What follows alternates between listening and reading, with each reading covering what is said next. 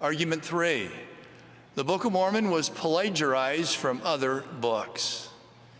Other critics offered a different line of attack, namely that Joseph Smith plagiarized the Book of Mormon, at least its historical content, from other existing books. One such theory alleged that Joseph Smith copied from the Solomon Spaulding manuscript, an unpublished manuscript written about 1812 by a man named Solomon Spaulding, who had once been a Protestant minister.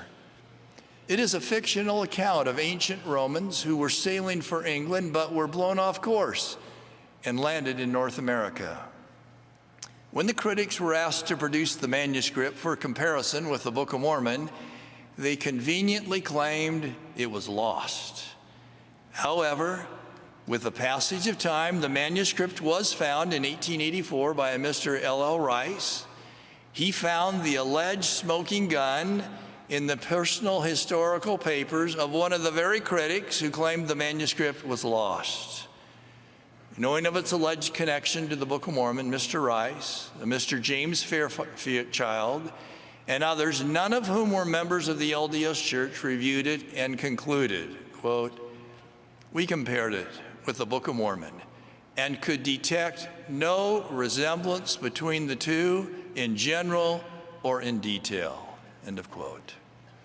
When I was in my 20s, I saw a notice from the church history department which stated that a copy of the Solomon Spaulding manuscript could be purchased for $1.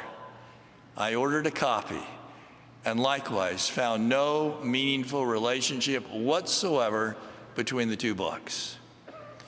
With the demise of this argument, critics allege that the supposed source for the Book of Mormon was another book titled View of the Hebrews, written by Ethan Smith in 1823. This book was an attempt to prove that the Native Americans were descendants of the lost 10 tribes of Israel. In essence, the critics claimed that this was the historical basis for the Book of Mormon. There is a simple test, however, to determine if the Book of Mormon was copied from View of the Hebrews. Simply compare the two books and decide for yourself.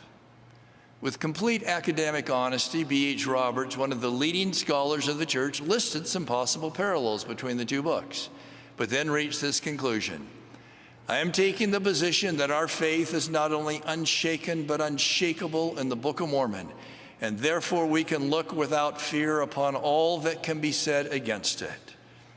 Shortly before his death, Roberts further declared, Ethan Smith played no part in the formation of the Book of Mormon. I too have read View of the Hebrews and the Book of Mormon.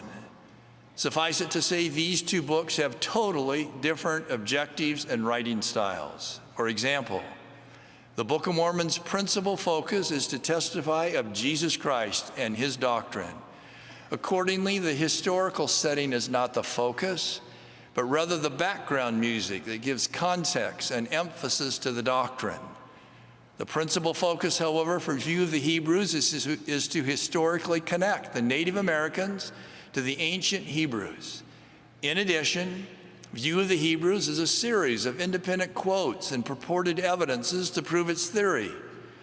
On the other hand, the Book of Mormon is a cohesive narrative, a story of families and prophets who struggled to live God's word. The purpose and style of these two books is most disparate. Any honest reader can determine that for himself.